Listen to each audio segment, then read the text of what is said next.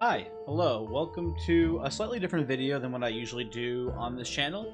We're doing a patch notes, I guess review. I don't know, a patch notes analysis. I don't know. I should have thought of this ahead of time, but too late. We're in it. We're doing it. We're doing this all in one take, baby. But yeah, 20 minutes till dawn. Just had a patch a couple hours ago. For me, it's I don't know 5 hours-ish ago. I'm like recording this at like 3 a.m. But listen, early bird gets the worm and all that. So let's hop in here. Let's start reading these notes. Balance changes. Currently, on-hit elemental builds are the easiest to clear the game with, while pure gun builds aren't doing so well. Now, I don't know if this is necessarily true. I feel like they're both pretty close to being equal if you build them correctly.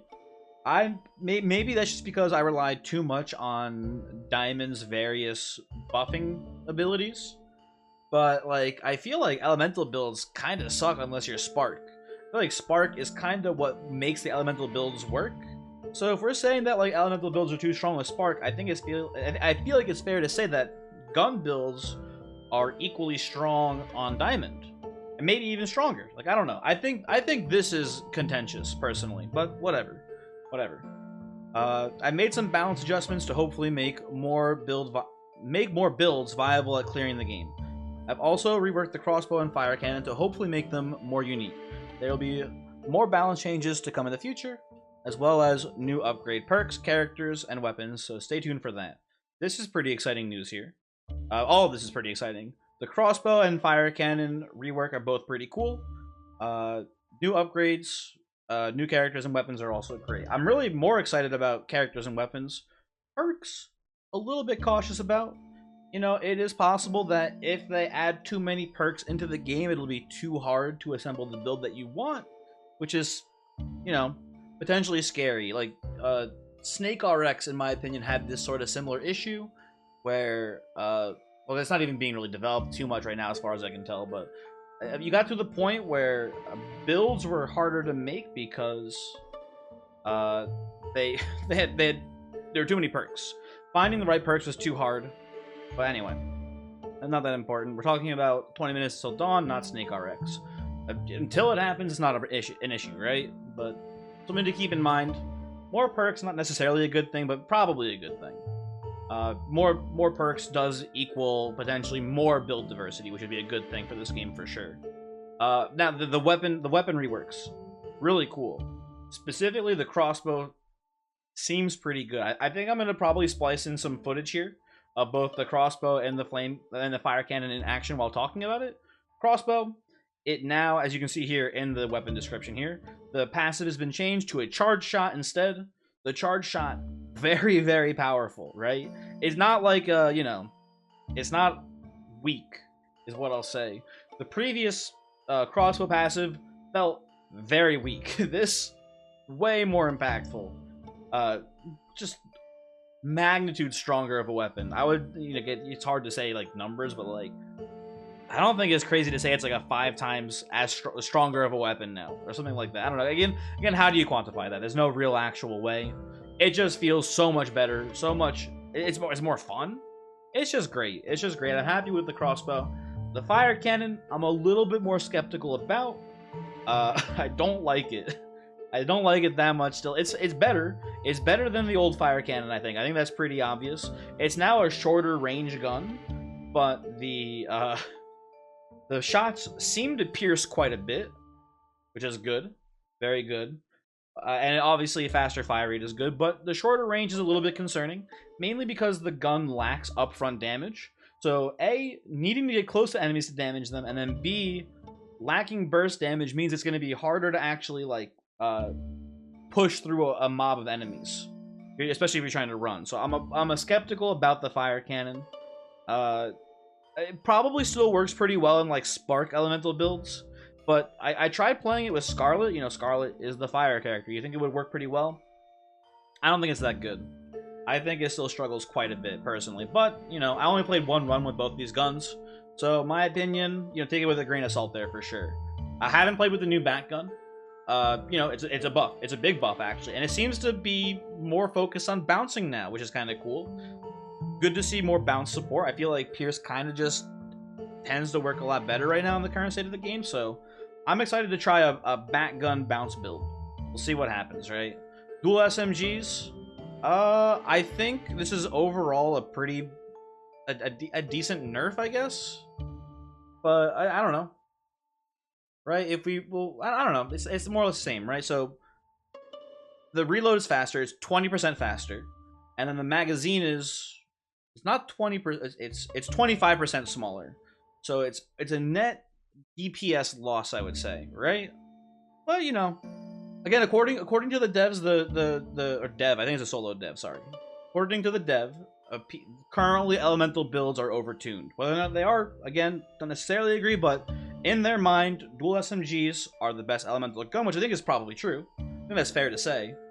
So, dual SMG's best elemental gun, so nerfing them makes sense. And I think this is a smart nerf as well for them, right? Anyway, moving on. Grenade launcher buffed. Exploding shortening. Depends on how short the explosion is. The time to explode, I suppose, right? If there's like no feasible way to walk over your own grenades, that's a good change. I imagine, especially with some move speed increases, it's probably still possible to walk over your own grenades. But probably a buff. Probably a buff to grenade launcher. Grenade launcher pretty weak. Pretty happy with that, but, you know, we'll see. As far as character change, Hena dash increased. Dash damage increased. I assume this is specifically on the Hena perk that gave her dash attack, invincibility, and then also an attack animation at the end of it. I assume that's what this is in reference to. This seems like a pretty good change because, especially in the late game, it was very easy to not have enough damage to kill even small enemies with a dash attack. So this makes sense to, you know, keep it useful in the late game. Like, trying to gamble on whether or not you've done enough damage to an enemy to be able to dash through them is not fun. So this makes sense to me. I like this quite a bit. As far as the perk changes, Electro Mage Lightning now strikes enemies closest to your cursor. I guess this is a good thing. Having control over your lightning seems like it makes sense, right? And then if you have, like, you know, again, like, if you have, like, Pyro Mage as well, assuming that your lightning strikes are going to hit who you're shooting at, if it's enemy closest to the cursor, you would think that you're more likely to get those overload procs as well, because you're hitting an enemy who you're presumably shooting with flaming bullets, right?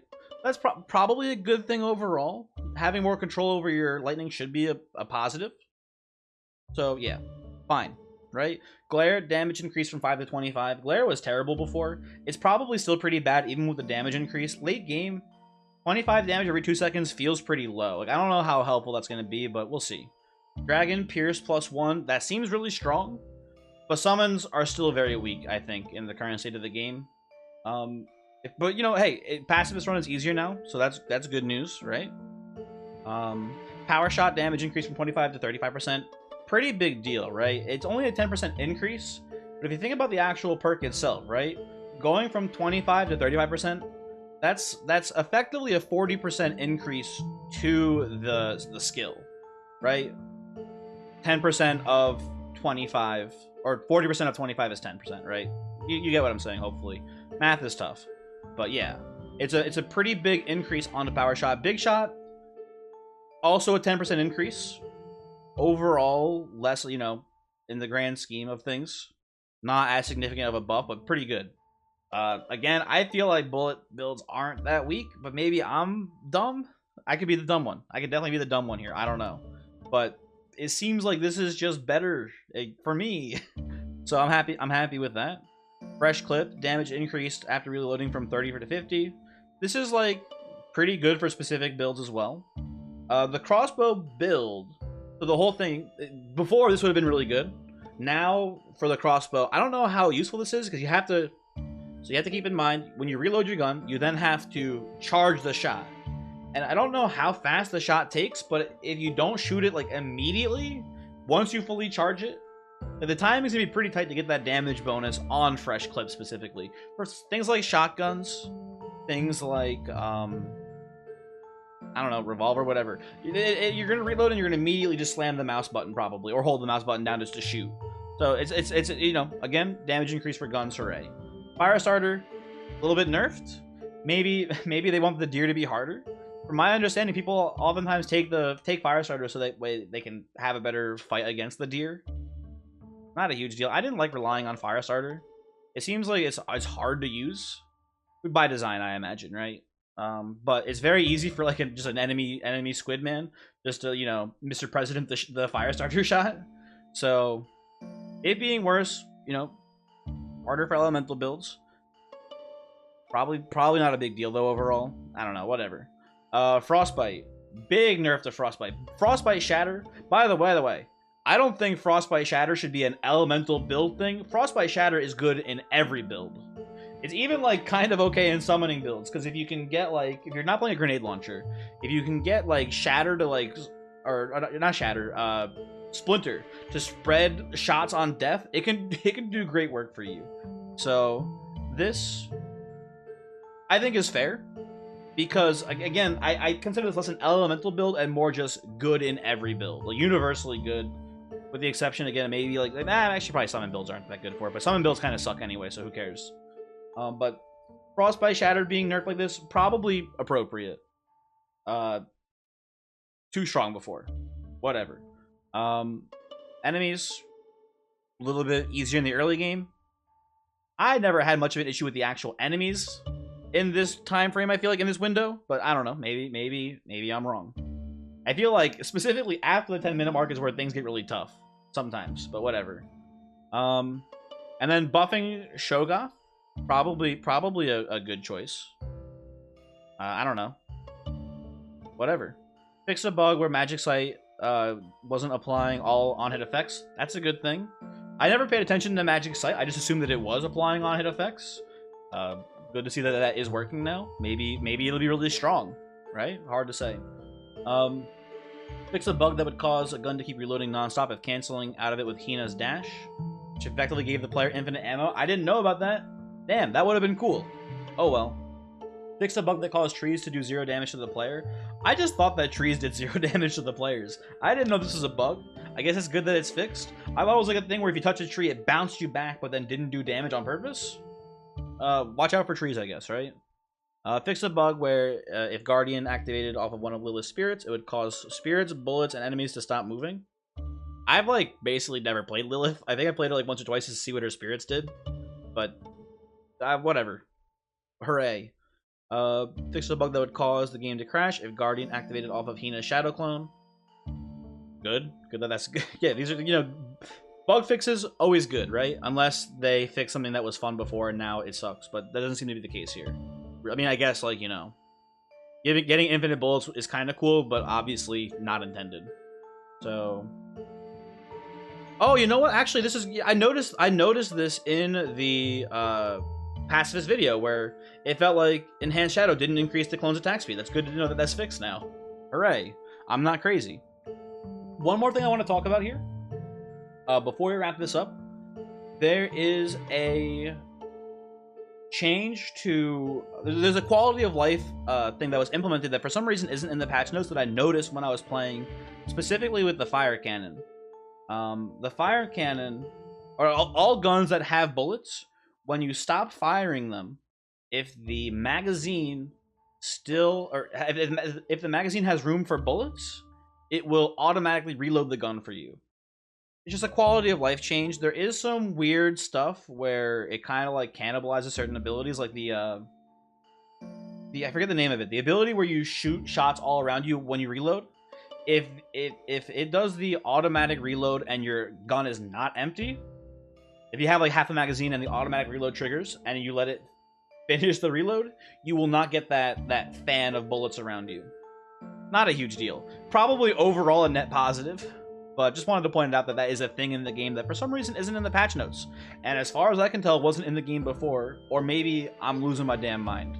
Who knows? Either way, video's over. Thanks for watching. Hopefully you enjoyed it. And yeah. Goodbye.